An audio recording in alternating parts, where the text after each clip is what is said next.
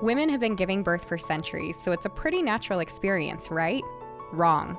I'm Stephanie King, professional doula, childbirth educator, and the creator of the My Essential Birth course, the online childbirth education course that's helping women everywhere confidently achieve their best birth. Today's culture would have us think that birth should be treated like an illness or an emergency, and that most of us need other people telling us what's best for our bodies because we aren't the experts. So sit tight, because if you're tuning into this podcast, you'll probably start to believe in your body, your intuition, and find yourself empowered and confident to do what it takes to have the birth of your dreams. If you like listening to me take you through these weekly topics step by step, then you're going to love the My Essential Birth course. Make sure that you're subscribed to the podcast, and definitely head over to myessentialbirth.com for the free downloads mentioned right here in these episodes, and to join the birth course and community full of pregnant moms just like you. I have to add a disclaimer that I am not a medical professional and I cannot provide medical advice. All of the information expressed in this podcast are based off of personal, professional, and educational experiences and are my own opinions. Please work with a provider you trust for medical advice during your pregnancy and birth. Let's jump in to this week's reviewer of the week, which is Autumn Fugate. I hope I'm saying your last name correctly. But she said, "Hello, I am currently 26 weeks pregnant with our first baby. I found your podcast on here about a month ago, and I have been binge listening ever since. I tear up with happy tears mostly every time. Welcome to pregnancy, because that's my life when I'm pregnant. Instead of music in my car, I listen to an episode. We are due in September, and our plan is an unmedicated water birth at a birth center. This podcast has truly given me so much confidence, understanding of pregnancy, birth, and postpartum, and I am so grateful. I will be starting your birth course this week, and I can't wait to learn more. I recommend this to all the mamas I know. Thank you for your passion and all the time and effort you put into helping us achieve the best birth we can." Thank you, Autumn. I don't know that I could have asked for a better review. I love that you are joining the birth course. I feel like a lot of the reviews include, "Hey, I found this and I'm binge listening," which I absolutely love. And I love that for a couple reasons. One, because isn't that fun when you find something that you listen to and can connect to and you just want to hear more and more of, but also because it means there's enough interest there with the thing that you are going through with right now as pregnancy and leading up to birth, that hopefully you're like, oh my gosh, every episode I'm learning more and learning more. And I want, like, you have that thirst for knowledge. And it's so important to have this when we are pregnant and going through everything that it takes to get us to our pregnancy and birth. Now, this episode is hopefully one that you guys have been waiting for. It's something that I've announced specifically on Instagram and such. I actually reached out to women that are already in the birth course and in the private online Facebook community, as well as you guys on Instagram. This is where I can connect to you. If Apple Podcast or Spotify or wherever you're listening to this had a chat option, I would have reached out directly there. But these are the hospital bag must-haves.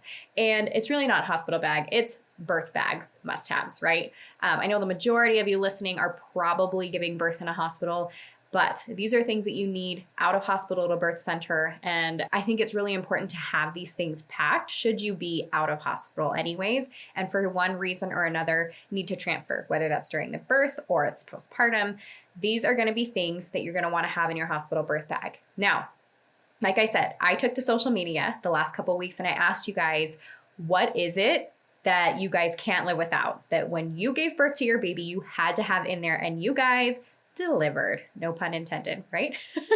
So I'm excited to share a majority of the responses, and hopefully it's going to make your packing time go a little bit easier. Plus, I have a free download for you guys. So if you're listening to this, you're going to head to myessentialbirth.com/podcast. You're going to click on this episode about your birth bag must-haves. And when you scroll to the bottom, there will be a link and you can download an entire list of all the things that I think are really important for you to have. Some are even going to be things that I don't mention in this episode, but I do mention in the birth course.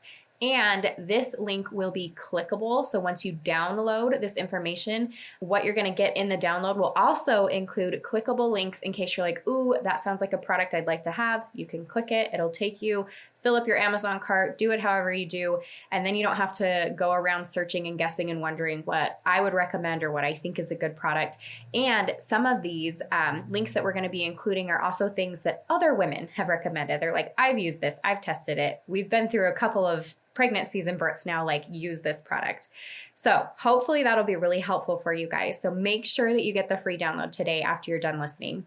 But first off, let's talk about what you're going to need for the hospital or your birthplace. And a lot of these things I think are going to be more important to some than others. But again, this is like the information that I got back from you guys. And then I think too, it'll be based off of your personal level of comfort. So some moms are going to be more comfortable one way. Other moms are going to want different things for comfort. You need to know yourself, have this conversation with your birth partner, but I want to jump into those things. And so if you're listening to this and you're able to grab a pen and paper, or what I do when I'm listening to podcasts is I'm running all around my house, cleaning and doing dishes and taking care of kids and all that kind of stuff. And I'll just grab out my phone and I have my notes open. And I'll create a checklist. You know how you can like click to create like a checkbox, and then I'll just like list like buy these things or don't forget this or add it to the bag. So if you are listening right now and you're walking all around, perfect, grab a note, birth bags list, and start jotting it down. So here's some things for mom and dad. I want to go through your responses first. I might add a couple at the end here. But number one, bring your birth plan. Hopefully you've already set up your birth team to be so good and you have an excellent provider and you're giving birth at a hospital that's really friendly. That's all great. Things can change. It might not be your provider that shows up even though you've done all the planning. The nurse that you get might not be that really helpful one for the kind of birth that you're looking for.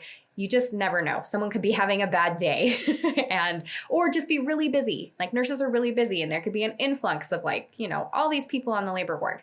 So make sure that you're bringing a copy of your birth plan with you. And you want to drop a couple off at the nurse's station. There's usually a place to like tape it. You can bring a little bit of tape, not even joking. There's usually like a whiteboard or something, or you can put it right next to your bed. A lot of times I even say you can put it inside of like a sleeve, one of those like plastic sleeves that you would put in a binder so it protects the outside of it. And you just tape it next to the bed or on the wall next to the bed. And it just has some preferences for you guys. Okay, the next thing for birth is a gown, especially if you don't want to wear the hospital gown, which if you're like me, I absolutely hated being in the hospital gown. It is scratchy. It is breezy. They love you to have your underwear and everything else off underneath. And I don't know about you, but I am not going to be able to relax and be in my comfort zone in that way. So if that sounds like you too, which I know some moms are like, oh, give me the gown. I love it. But if this sounds like you too, then there are all kinds of gowns that they sell online now. They are comfortable material. They've got the like pop tops by the shoulder so that if you choose to have an IV or an epidural or whatever during that time, they can like pop it off and you can keep your beautiful gown on. They allow for skin to skin and for breastfeeding and all of that stuff. So you can absolutely choose to do that should you not want to be wearing your own clothes. I also say bring a change of clothes and for dad, should we talk about that?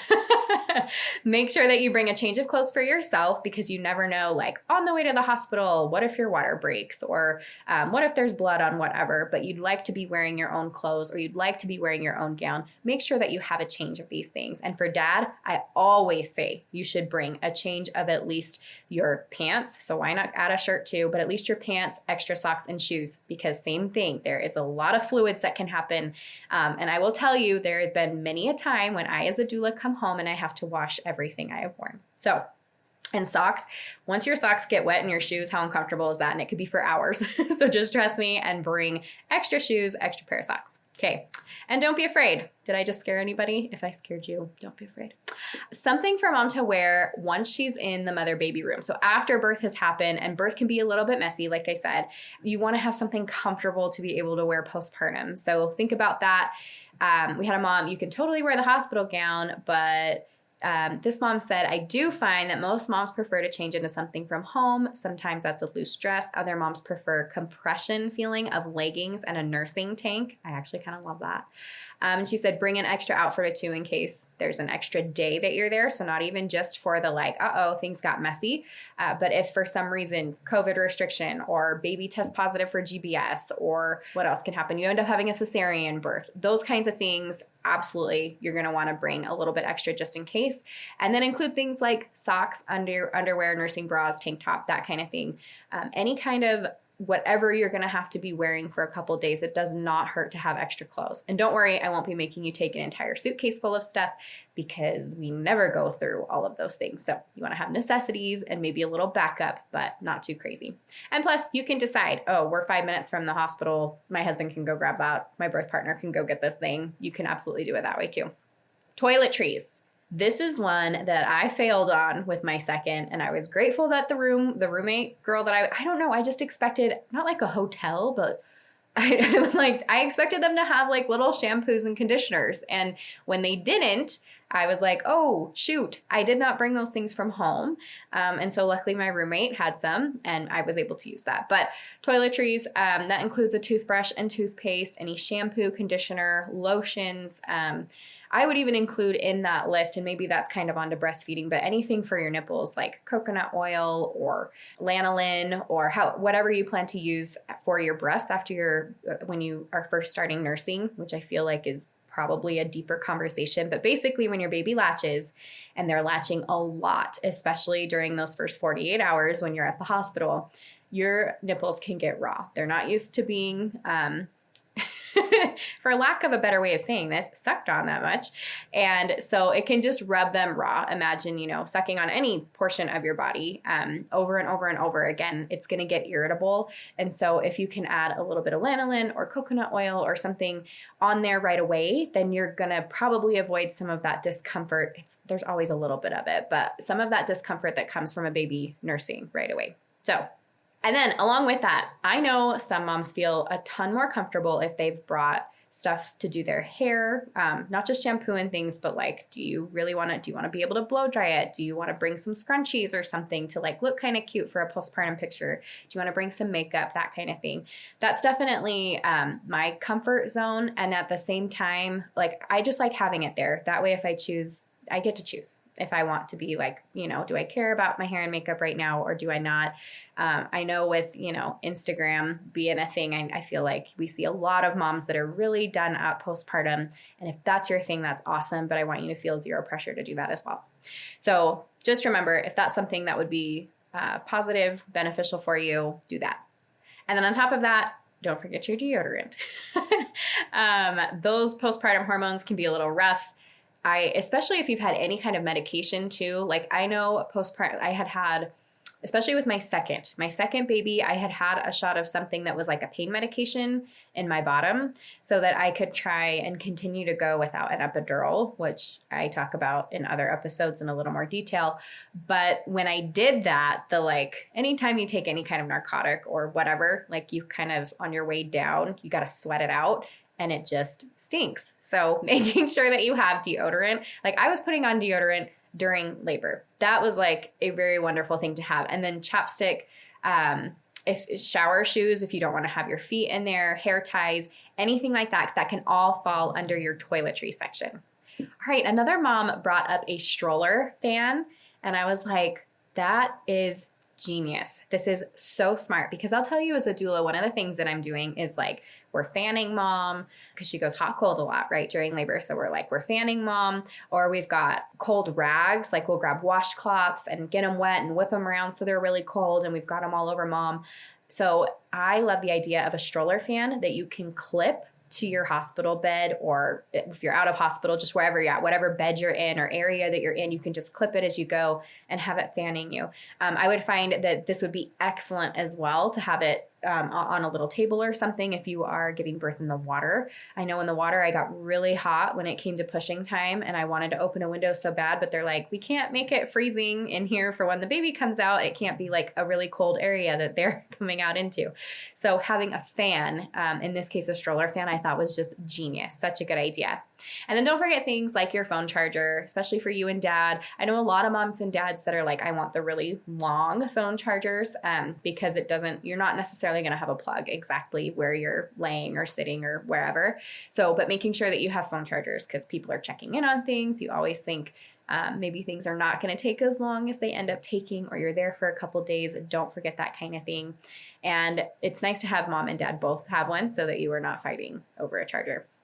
And then on top of that, cash for vending machines or your card in case anyone needs a snack, because seriously, especially if you're giving birth in a hospital, that cafeteria is not open all the time. So if you give birth and you're done at 3 a.m, and that hunger can hit any time, yes, they'll have some snacks for you and whatnot. But if you want something else, a little something extra, then money for vending machines, or DoorDash, right? Or Grubhub or whatever you guys are using, then having a way to get food afterwards that sounds really yummy. Trust me, oh my gosh, the post-birth meal is like the best. Another thing to bring is your own pillow. And I talk about this within the birth course, whether that's your own pillow and a pillow and blanket or a couple of things from your home, but especially with the pillow, if you think about being able to relax, and especially if you're going to be laying down at any point, anytime you try to like go to sleep, like if it's not your pillow, right? Like you go on vacation, you go to a hotel and you don't have your pillow. I know this is especially true for my husband. But if you don't have your own pillow, it makes the night of rest that much more difficult, and you don't want to have to be worrying about little things like that. So my top concern or my top tip, if you're going to bring your pillow, is to make sure it's got a very different color. Like it's not white. The pillowcase is not white, because it will get shoved with all the other things and washed with all the other things. You will never see your pillow again. So make sure it's got like a bright red or blue, or, just something that is absolutely not a bright white. And then sound machine, which I actually had not thought of this one. I do not use a sound machine for anything. I think it would drive me nuts personally, but I know plenty of women who are like, I can't go to bed without a fan on in the room or without a sound machine. And in fact, I have a child in my home who she cannot sleep without a sound machine. So you can use a sound machine. I liked the idea of using an app on your phone. A lot of the times we're always like, make sure that you've got your birth playlist and you've got spa sounds and you've got this and that. But how easy would it be if you had a sound machine that did some of that for you? And then you could just worry about where that is. And I know that a lot of them are like battery powered too. So then you can just kind of take it around with you everywhere. I think that's a genius idea. Another thing is a breastfeeding pillow. And I know that kind of goes on for mom and baby, but that is so smart. Yes, you can use all the pillows that you possibly can handle in a hospital, and they have plenty of them. But if you have your own breastfeeding pillow and, one that you love and that you're going to plan on using anyways, you can absolutely bring that to the hospital. For myself, I don't know that I would say that that was a necessity for me, but it can make breastfeeding a lot easier in the beginning. So I think even when we took our hospital classes, they were like, everybody buy a My Breast Friend. And so I'll put a link to that in the show notes as well. But the My Breast Friend, some people swear by it. I could not handle it. It was like just the wrong thing for me. So I liked the Boppy, but there's all different kinds of pillows and whatever. But of course, Boppy is probably, the Boppy and the My Breast Friend are two of the most popular that I'm aware of. And they've got different covers and they can be really cute and whatever. But it's basically just a pillow that fits around the contour of your body and is heavy enough that it kind of like holds the weight of baby, so that it's a little easier to breastfeed. So you're not trying to figure out pillows and, like squishing them into halves and tucking them under places, or you don't need a nurse to come in and help you get tucked just to be able to nurse your baby. So it can be really, really good, especially for us, for these first-time moms, right? If you're a first-time mom, because the breastfeeding, like sometimes it comes naturally, sometimes it doesn't. And seriously, just figuring out the maneuvers of it can be a little tricky. So absolutely love the idea of a breastfeeding pillow. You guys, snacks. I know, because you are being told likely, especially if you're delivering in a hospital setting, that you shouldn't have snacks. Or maybe they're not telling you not to have snacks, but just be aware that when you come in, we're going to give you an IV and you can have ice chips, maybe a Slurpee, maybe a popsicle. And I'm over here like, you want me to run a marathon on ice chips and a popsicle? Let me tell you, that's not going to work. So I'm all about protein, carbs, fat. If you listen to my interview with Holly Roser, which I will link to the show notes as well, she talks a lot about fiber. And so I'm adding that to when I'm recommending women what to eat. It is protein, carbs, fat, fiber. So I would bring your little snack treats for yourself. Make sure that dad has some as well, because he's going to have different needs and whatever. For the birth partners, if you are coming along with mom and you are bringing snacks, your number one thing is to make sure it is not something stinky. You do not want to bring some garlic flavored chips or, I don't know, beef jerky that when you open the bag, mom is just going to give you the death stare. Maybe not peanuts, or, you just have to think of what's going to be bothersome to mom and what's not. A lot of the things that I bring as a doula are I bring Kind bars, I bring Lara bars because I like to have a little bit of a sweet snack. I bring a fruit trail mix, and so that does actually have nuts and it has a little bit of chocolate, or I'll bring the dried fruit mix portion of that. As a doula, I also bring toothpaste and a toothbrush and gum and mints. So anytime that you are eating as a birth partner, you want to make sure that you're covering up whatever nasty smell, even if it's not normally nasty, that could possibly happen. You want to be able to cover that up right away. Same with dad. You should bring deodorant, like as we're talking about this. Those are some clean tips from a doula that I tell you, like my job is to make sure that I'm so close to her and so close in her space, and birth partners are going to be too, that you want to make sure that there's nothing that's going to throw mom off. And our senses in every part of us are heightened. So that includes our smell, that includes our taste, that includes the touch, that's including what we're hearing. It's all really heightened. So if there's anything stinky, don't do that. But I also bring protein drinks, fruit like a banana or something really mild. So those are just some ideas, and make sure that you both have snacks. And another thing I've seen too that parents bring is snacks for the nurses. Like, hey, thanks so much for taking care of us today. Cute little thank you note. Here's some candy. Here's some nuts. Here's, I don't know, whatever, like a yummy drink. Just as like, I know you guys are working hard and we're so grateful for you. And also sorry in advance. Here you go. Right? Like, let's make this a great relationship from the beginning. Along with that is essential oils. So for you moms that are looking for a really nice scent, especially if you're in a hospital setting, but even if it's a birth center and you just want to make it smell a little bit more like home, I would bring whatever essential oils you're using when you're practicing relaxation, because I know you're practicing relaxation, right? But that would be things like, I'll give you my favorite. I happen to use doTERRA, and so I know that there's, as I say these, that other brands are going to have different blends that are similar to these, but I don't know the names of them. So I'll give you the blends that I like to bring, and then whatever you use, you can bring that. So I always bring, especially as a doula, I bring lavender. Lavender is a really common one. That's one that you can use as you're practicing relaxation, and then you bring it into the birth space, and it makes it smell a little more like home, and it helps your body relax. I like to bring peppermint because nausea can happen at any time, and seriously, just wafting it under your nose a little bit and taking a couple of deep breaths can make that nausea go away or subside a little bit. You can also add it to your abdomen or bottom of your feet if you're feeling a little nauseous. I like to bring wild orange or some kind of orange because it's really invigorating and brightening, and it brings energy. So when we've been going at it for a while and mom's getting tired and we're trying to get some rest, but she's starting to work hard and we really need things to like, hey, let's reinvigorate things. It's like wild orange and peppermint. Those two, that's one of my favorite mixes. And that's my preference, but I've also noticed that it's a preference for moms in labor as well. So wild orange and peppermint. And you can, anytime you're using essential oils, I would recommend not starting by applying it to the body. So grab a tissue, grab a little piece of toilet paper, put a drop of each of those things on there. And then if at any time you don't want to smell those things because it can shift really quick, you can just remove it. Another one that I really like is Deep Blue or their aromatherapy blend. And that can be for pain, discomfort, or especially like I like it on the lower back as moms are getting a little closer to giving birth. I feel like it can be really soothing in that area. And then Balance. Balance is one, it's a grounding blend if you're familiar with essential oils at all, but Balance is one that I like to put on the back of my neck and maybe even behind my ears before I head into a birth. Kind of for myself, but also I think it smells really good and it's a really mellow scent for moms who are in labor. So if I'm leaned in close to them and I'm helping support them, I feel like it's a good, like this can help balance them too, or a couple of deep breaths, and they feel that the air around them is kind of like a little cleaner because they're, there's smells to birth. Anyways, so, and I think too, it can also, especially like in a hospital birth setting, I feel like it smells really sterile all the time. And so that can be something that you bring in and it just smells a little less like you're in a hospital and can kind of be calming and grounding for you.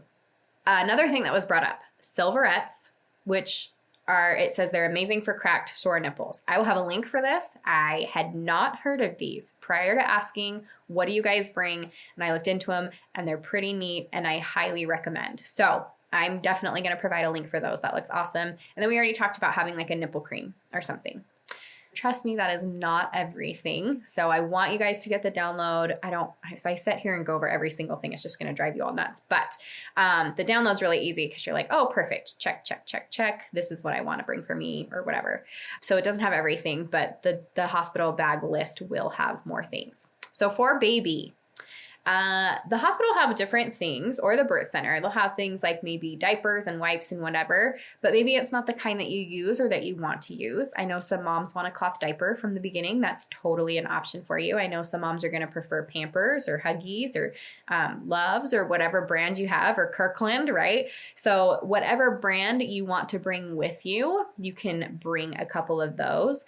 Otherwise, you can totally leave those at home and use what they have at your birthplace, wherever that is. And then we say bring a couple of outfits in newborn size. And then you can bring, I don't know, if you know you're going to have a little bigger of a baby, you can bring a size up or two from that. But most newborns are going to fit in a newborn size of clothing. I remember I thought my babies were going to be so tiny that I'm like, I better just bring one preemie.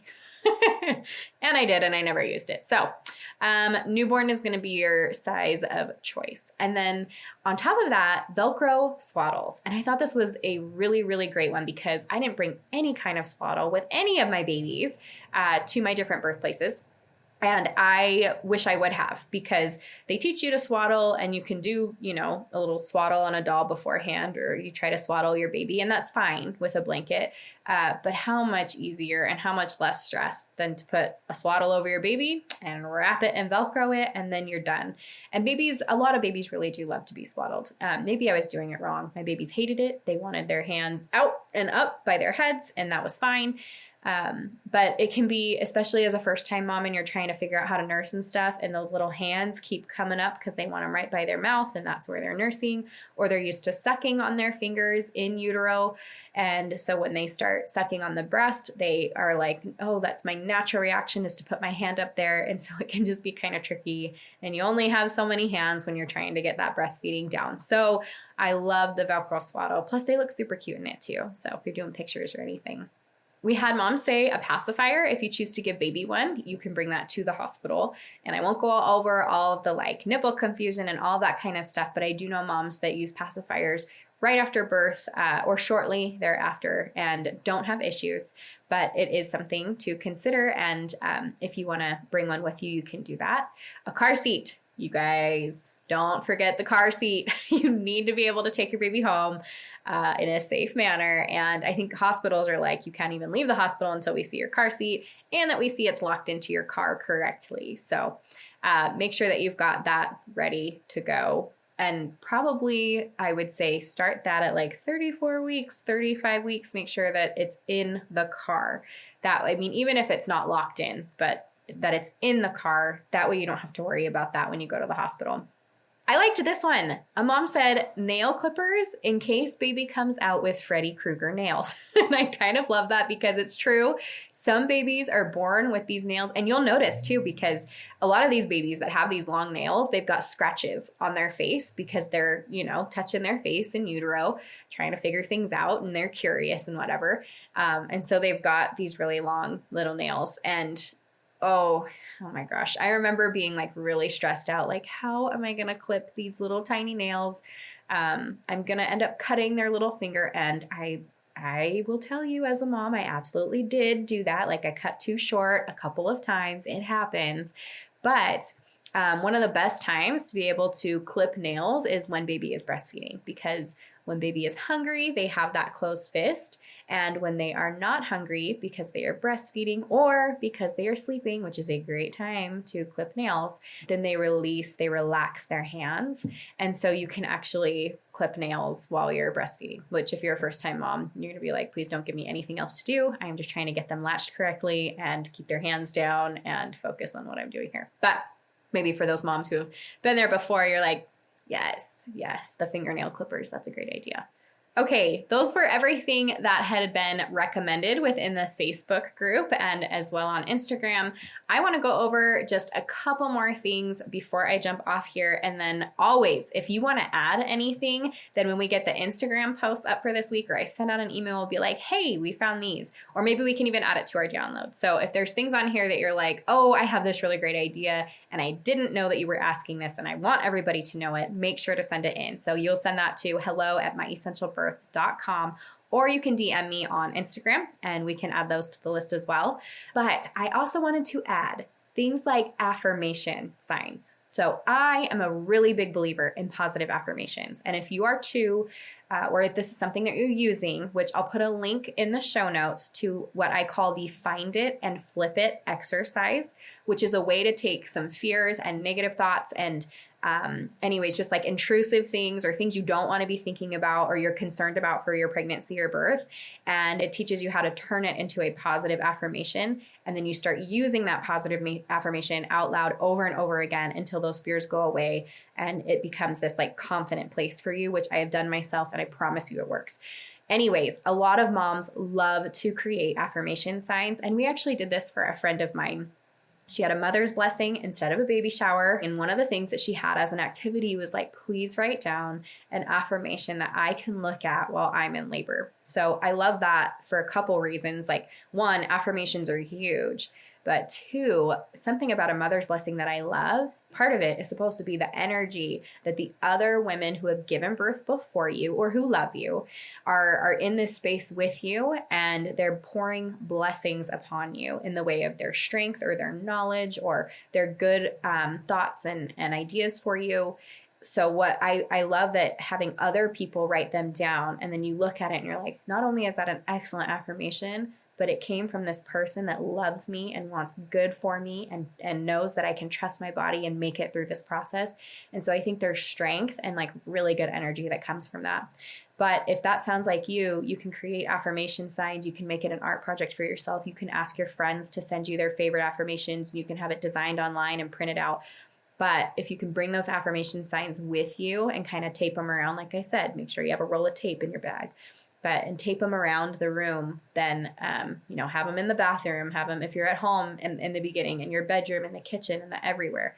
Then everywhere you go, you're going to be like, there are women that have done this a million times over before me. I'm going to grab on that strength from them. I know I can do these things. There is something about that like positive talk as we're going through hard things that gets us through. And I'll tell you, I even did that same thing when I was preparing for and I ran my marathon. Remember when I compared that to giving birth? And it's so true. I mean, I hit miles where I was like, oh my gosh, I'm going to have to walk. I'm going to fail. And instead I could recognize that and be like, you can do it. Keep going just a little bit further. Just take 10 more steps, breathe deep. And I just started talking to myself that way, and it will get you through. So affirmation signs are a really, really great thing. Another thing I really like is earbuds. Like if you have AirPods or you've got some kind of earbuds, or you've got even what am I thinking of? The things that go over your head. They're not earmuffs, but you know what I'm talking about. Anyways, where you can just like kind of tune everything out. Like I especially love, like when I go to the gym, for example, I use my AirPods because they've got the sound canceling. And I'm like, I don't hear or see anyone else. I am focused. I am in and out. And that's just how I like it. Well, it can be used that way for birth. You don't have to hear anything. You don't have to hear the beeping of the monitors or the nurse coming in to check on you. And you don't have to be focused on anything else except for whatever you're listening to your ears, and then breathing deep and focusing on what's in front of you. Now, I have a ton of other things I can add. I'll give you guys one more. This is kind of my like doula ad, but I just think every mom should have it. I'm going to recommend that you guys have rice packs. So I tell every mom, you need nothing. You don't need to order anything fancy. It doesn't need to have herbs in it. It just needs to be rice in a sock that's tied off. Use a husband's tube sock or buy them on Amazon, fill it with rice, tie it off, and have at least 2 with you. So you can throw it in the microwave and have the other one ready to go in the microwave. So when it's time to switch, you don't ever have to lose the heat of it. So you've got one on the back. It's starting to get cool, which rice holds heat for a nice long time. And I absolutely love that. You can add a little bit of like, if you did want to add like lavender or whatever to it so it doesn't smell like rice. But it never has really bothered me. I don't feel like it's ever really bothered a mom during labor. But as that one's getting cooler, you're like, okay, I'm going to go heat up the other ice pack, 2 minutes, and then you switch them. And you can just keep it on rotation for moms that are really looking for some heat, whether that's lower back or lower abdomen or wherever mom wants it. So, okay, that is where I'm going to stop. But I promise you there are even extras and even possibly more cool things on the packing list. So make sure that you download that this week. Make sure if you have anything that you want to add that you email me or you send me a DM. And as always, I am hoping you guys took notes or you found something really useful for yourself and you're able to use that during your birth. That's it for this week, but make sure you subscribe to the podcast so that you get notifications first as I drop a new episode every week. And don't forget to head over to myessentialbirth.com for all of the free downloads mentioned here and to join the birth course and community serving pregnant moms just like you. If you enjoyed this and other episodes, I would love it if you would take a few minutes to leave a review on Apple Podcasts. I read every single one and include one at the beginning of each episode. See you next week.